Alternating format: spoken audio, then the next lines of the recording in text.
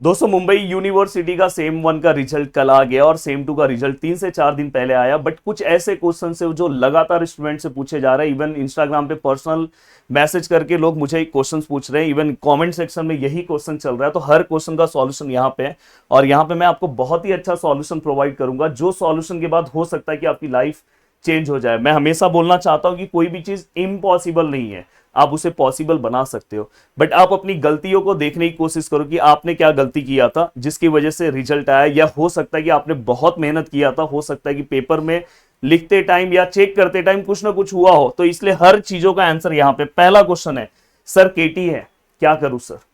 पहला क्वेश्चन ये सबसे ज्यादा चल रहा है कि सर मुझे 2 सब्जेक्ट में केटी है, सर मुझे 3 सब्जेक्ट में केटी है, सर मुझे मैं जिस हिसाब से मैंने पेपर लिखा था उस हिसाब से मुझे मार्क्स नहीं मिले सर। ऐसे बहुत सारी चीजें चल रही है दोस्तों। इवन कुछ ऐसे स्टूडेंट हैं जिनको सेम 1 का केटी है, फिर से उनको केटी आया। कल रात को रिजल्ट आया, उसके बाद मुझे इतने फोन्स एंड मैसेजेस आने लगे। तो ये जो सबसे पहला क्वेश्चन है दोस्तों, मैं आपको बोलना चाहता हूं कि अगर इन केस अगर आपको 1 सब्जेक्ट में केटी है, 2 सब्जेक्ट में केटी है, 3 सब्जेक्ट में केटी है, 4 सब्जेक्ट में केटी है, आपको एक सबसे अच्छा आपके पास ये है कि आप सेकेंड ईयर जाने वाले हो। सबसे पहली बात तो ये आपके लिए बहुत अच्छा है। सेकेंड ईयर में आप जाने वाले हो तो उसका तो आपको सबसे ज्यादा कोई दिक्कत नहीं है। इवन अगर आपको 5 सब्जेक्ट में केटी है तो भी आप सेकेंड ईयर जाने वाले हो। बट मैं हमेशा बोलता हूं कि अगर ये केटी का जो लिमिट है, जैसे अगर समझो किसी को 5 सब्जेक्ट में केटी है तो दोस्तों प्लस वो 5 सब्जेक्ट ये लेके चल रहा है, और प्लस दोस्तों थर्ड सेम के सब्जेक्ट्स हैं। थर्ड सेम के जो सब्जेक्ट्स हैं वो आपको कम से कम वहां पे 4 से 5 सब्जेक्ट्स होंगे, टोटल 10 सब्जेक्ट पढ़ना होगा एक साथ। तो ये बहुत बड़ा टास्क होता है दोस्तों, इतना सिंपल टास्क नहीं है। तो इसलिए अगर आपको 1 सब्जेक्ट में केटी है, 2 सब्जेक्ट में है, 3 में है, तो आपको क्या करो पता है, अभी से लग जाओ। हाँ, किसी किसी ऐसे स्टूडेंट का हुआ है कि सर बस 3 मार्क्स से गया हूं, 4 मार्क्स से गया हूं, 5 मार्क्स से गया हूं, तो उससे रिलेटेड मैं यहां पे बताने वाला हूं। बट दोस्तों अगर आपका जितना भी मार्क्स गया है, आप अगर आपको लग रहा है कि आपने पेपर्स को लिखा था, अगर ऐसा लग रहा है कि अगर इवन आपको समझो कि 10 मार्क्स ही आया है पर आपको लग रहा है कि मैंने पेपर लिखा था, मुझे पेपर को रीचेकिंग में डालना चाहिए, तो आप पेपर को रीचेकिंग में डाल दो। नहीं तो बाद में हमेशा अंदर से ये फील होगा कि यार मैंने पेपर रीचेकिंग में नहीं डाला, मेरे दोस्त ने डाला था, उसको इतना मार्क्स था, वो तो पास हो गया। ऐसा होता है बहुत बार। तो इसलिए पेपर को रीचेकिंग में अगर आपको लग रहा है किसी के बोलने से नहीं, अगर आपको लग रहा है कि आपने लिखा होगा तो आप पेपर को रीचेकिंग में डाल सकते हो। उसके लिए आप किसी को पूछने मत जाओ कि मैं पेपर को रीचेकिंग में डालूं कि नहीं डालूं, जो है आप डाल दो। अब यहां पे दोस्तों देखो, वो रीचेकिंग में जा रहा है क्योंकि उसका भी रिजल्ट आने में टाइम लगता है। आप सब्जेक्ट को पढ़ना स्टार्ट कर दो। इवन भले आप 2 मार्क्स से गए, 4 मार्क्स से गए, 5 मार्क्स से गए, 10 मार्क्स से गए, जो भी गए हो, आप पढ़ना स्टार्ट कर दो। सब्जेक्ट्स को अब से लग जाओ कि अगर समझो इवन आपको 2 से 3 केटी है तो भी दोस्तों आपके ऊपर प्रेशर थोड़ा सा ज्यादा रहेगा, क्योंकि ये सेमेस्टर भी क्लियर करना है साथ में। और इस सेमेस्टर के भी सब्जेक्ट्स जो, जैसे कि अगर आप देखोगे तो इंजीनियरिंग मैथमेटिक्स 3 है, जो अगर सीएस ब्रांच से होगा तो उसको district structure and graph theory है। तो ऐसे कुछ सब्जेक्ट्स हैं जो डिफिकल्ट सब्जेक्ट्स हैं, जो मैकेनिकल से होगा उसको सॉम होगा। तो ऐसे जो सब्जेक्ट्स होंगे दोस्तों आप पढ़ना स्टार्ट कर दो अभी से ही। अगर पढ़ना स्टार्ट कर दोगे तो आगे आपको टेंशन नहीं होगा। तो रेगुलर एक टाइम टेबल बनाओ, और मैं बोल रहा हूँ केटी सब्जेक्ट्स आप सैटरडे एंड संडे के दिन पढ़ना स्टार्ट करो। और देखो केटी सब्जेक्ट के लिए बेस्ट सॉल्यूशन बताओ, इवन आप ना वन शॉट टाइप के अब वीडियोस देखना स्टार्ट कर दो। आप अब वो पूरा का पूरा डीप नॉलेज के चक्कर में मत जाओ, बस पासिंग क्लियर होना चाहिए। पासिंग से आप 15-20 मार्क्स का एक्स्ट्रा पढ़ के जाओ और आराम से आप पेपर लिख के आओगे। अब ज्यादा मत पढ़ो, अब आपने बहुत कोशिश किया, अब कोशिश करो कि बस पास होके सब्जेक्ट में निकल जाओ। बस फर्स्ट ईयर निकल जाए पास होके, बाद में आप अपने कोर फील्ड में आओगे तो बहुत अच्छा धमाल करने वाले हो। दूसरा क्वेश्चन ये है दोस्तों कि सर 5 केटी है, इवन चलो मैं इसको 5 केटी है, मैं इसको 6 केटी कर दे रहा हूं, क्या करूं। अब देखो दोस्तों, अगर चलो 5 ही केटी ले रहा हूं क्योंकि उससे रिलेटेड मैंने नीचे रखा है। अब 5 केटी अगर आपको है तो 5 केटी में आप तो सेकेंड ईयर में जा रहे हो, कोई दिक्कत नहीं, मुंबई यूनिवर्सिटी में आप सेकेंड ईयर में जा सकते हो 5 केटी के साथ। बट यहां पे एक सबसे बड़ा प्रॉब्लम ये है, मैंने बोला ना 5 यहां पे है, प्लस आप ये 5 दोगे, उसके बाद नेक्स्ट सेमेस्टर में 5 दोगे। अभी मेरे पास बहुत सारे कॉल्स ऐसे भी आते हैं सर, क्योंकि देखो मेरे एप्लीकेशन में भी बहुत सारे कोर्सेस अवेलेबल नहीं है और आने वाले टाइम में होगा सब कोर्सेस, और मैं हमेशा बहुत ही अच्छे टीचर्स के बारे में सोचता हूँ, अगर बहुत ही अच्छा टीचर है तो ही मैं हमेशा ट्राई करता हूँ। मैंने बहुत सारे टीचर्स को देखा, पर जब तक मुझे अंदर से फील नहीं होता कि हाँ ये अच्छा टीचर है, तब तक मैं उस कोर्स को मैं लेकर ही नहीं आता। तो इसलिए अभी देखो बहुत सारे मुझे कॉल आ रहे हैं कुछ ऐसे। अभी देखो परसों एक स्टूडेंट का मैं स्टोरी बता रहा हूँ, वो थर्ड ईयर में है, थर्ड ईयर में है दोस्तों, टी में है। अब टी में वो चले गया है, मस्त कॉलेज वॉलेज भी जा रहा था, और दोस्तों जैसे ही सेम टू का रिजल्ट आया, सेम टू की बात बोल रहा हूँ, सेम टू में उसका एक सब्जेक्ट में केटी था, एक सब्जेक्ट में। और केटी के साथ आप अगर एक सब्जेक्ट में केटी है, बस उसका एक ही सब्जेक्ट में केटी था, वो मस्त सेकेंड ईयर में पढ़ रहा था। सेकेंड ईयर पूरा का पूरा उसने क्लियर किया, सेकेंड ईयर सोचो ऑल क्लियर है। और थर्ड ईयर में मस्त कॉलेज भी जा गया, कॉलेज में जैसे ही रिजल्ट आया, फर्स्ट ईयर का केटी ही नहीं क्लियर है।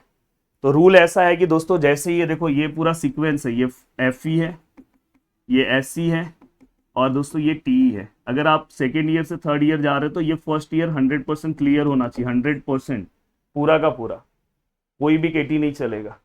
तो पूरा का पूरा यहाँ पे बेचारे का सेम टू में एक केटी अटक गया था।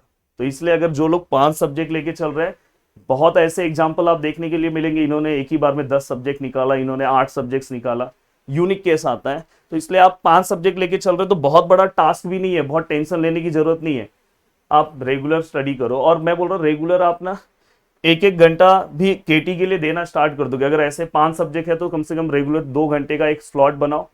एक आध दिन नहीं पढ़ोगे तो भी चलेगा, पर सैटरडे संडे जम के पढ़ो और लग जाओ काम पे, तो ये भी आपका एक टेंशन खत्म हो जाएगा। अब नेक्स्ट है दोस्तों, पॉइंटर कम है सर क्या करूं। देखो पॉइंटर वालों को तो मैं एक सजेशन देना चाहता हूं, सेकेंड ईयर और थर्ड ईयर में और इवन फाइनल ईयर में पॉइंटर बहुत ही ज्यादा बढ़ता है। तो अगर आपको फर्स्ट ईयर में पॉइंटर कम है तो बिल्कुल टेंशन मत लेना। अब आप स्पेसिफिक अपने सब्जेक्ट्स मतलब अपने कोर सब ब्रांच में आ चुके हो, तो अब आप अपने पॉइंटर को बढ़ा सकते हो। और देखना आगे जैसे आपका जो रिजल्ट आएगा, देखना प्रीवियस पॉइंटर से आपके पॉइंटर बढ़ेंगे। क्राइटेरिया हमेशा मैं हमेशा बोलता हूँ कि स्टूडेंट को बोलता हूँ कि कम से कम ट्राई करो कि 7.5 पॉइंटर के ऊपर ही चलो। अगर 7.5 से नीचे हो तो ये आने वाले जो आगे 3 ईयर है, मतलब second year, third year, fourth year, आराम से पॉइंटर बढ़ेगा। बस बहुत ही अच्छे से ध्यान से चीज़ों को कवर करने की कोशिश करो। थोड़ा सा अटेंडेंस अपना मेंटेन रखो, जिससे आपको टर्म वर्क के मार्क्स मिलते हैं। टर्म वर्क के मार्क्स मोस्टली अटेंडेंस ये सब पे ही देखे जाते हैं। इवन टर्म वर्क का जब मार्क्स दिया जाता है तो चेक किया जाता है कि आप कितने प्रैक्टिकल्स में आए थे, क्या आया था। तो थोड़ा सा वो ध्यान रखोगे तो वहाँ पे आपके पॉइंटर बढ़ने के चांसेस हैं। थोड़ा सा इंजीनियरिंग में पढ़ने के साथ बहुत सारी चीज़ें इंपॉर्टेंट होती है। सर ड्रॉप लग गया है क्या करूं, एक और क्वेश्चन ये बहुत ज़्यादा चल रहा है। अब देखो दोस्तों, ड्रॉप लग गया है सर क्या करूं, तो ये एक सबसे बड़ा बहुत ही दुख की बात है। देखो दोस्तों, अगर आप बोल रहे हैं कि मुझे ड्रॉप लग गया, तो ये हम नहीं बोल सकते कि आपको ड्रॉप लग गया है। हो सकता है कि अभी आपके पास 6 केटी है, 5 से ज़्यादा केटी है, तो आपको ड्रॉप लगा हुआ है। बट इसको मैं ड्रॉप नहीं बोल सकता, कि हो सकता है कि आपके कुछ सब्जेक्ट्स 4-5 मार्क्स से रुके हुए। अगर आपने फिर से रीचेकिंग में अगर डाला है, जब आपका रिजल्ट आएगा तो हो सकता है कि आपके 2 सब्जेक्ट निकल गए, तो आपका ड्रॉप चले जाएगा ना। तो ये आप कंफर्म मत लेके चलो। और अगर जिनको ड्रॉप लगा है तो भाई उनके सब्जेक्ट्स अगर उन्होंने लिखे हैं तो 100% आप रीचेकिंग में डालो। अगर आपको लग रहा है, मैंने बोला कि रीचेकिंग के लिए आप किसी को पूछो मत, अगर आपको अंदर से लग रहा है मैंने लिखा है, डाल दो। तो ये ड्रॉप वाले अपने आप को अभी ड्रॉप मत समझे। और इवन अगर ड्रॉप लग भी गया है, नहीं भी उसके बाद क्लियर हो रहा है, तो 1 साल पूरा का पूरा जो आपका खराब जाने वाला है, तो वो खराब से अगर आपको रोकना है तो आप क्या करो पता है, बहुत ही अच्छे से अभी से आप पूरे डेडिकेशन के साथ लग जाओ। पर बहुत सारे बच्चे मैं देख रहा हूँ यहां से यहां टर्न करते हैं, यहाँ पे सर क्या मैं बीएससी ले लूं। बहुत सारे ऐसे हैं कि जो फर्स्ट ईयर के बाद आप बोल रहे हैं कि बीएससी में जा रहा हो। दोस्तों थोड़ा बीएससी का सिलेबस भी देख लेना, आप वहां पे जाओगे फिर से तकलीफ हो जाएगा। तो इससे अच्छा है कि इतने अच्छे फील्ड में आए हो तो कोशिश करो, हार मत मानो, कोशिश करो। देखो लास्ट में आप जीत के बाहर आओगे। बस आप ये सोचो कि मैं जब पेपर चल रहा था, हो सकता है कि मैं बस लास्ट टाइम पे पढ़ा था, या हो सकता है कि उस दिन मैं बीमार था, कुछ ना कुछ रीजंस होंगे। या हो सकता है कि मैं पढ़ने नहीं बैठा था, हो सकता है 12th में घर वाले थोड़ा प्रेशर देते थे तो मैं पढ़ता था।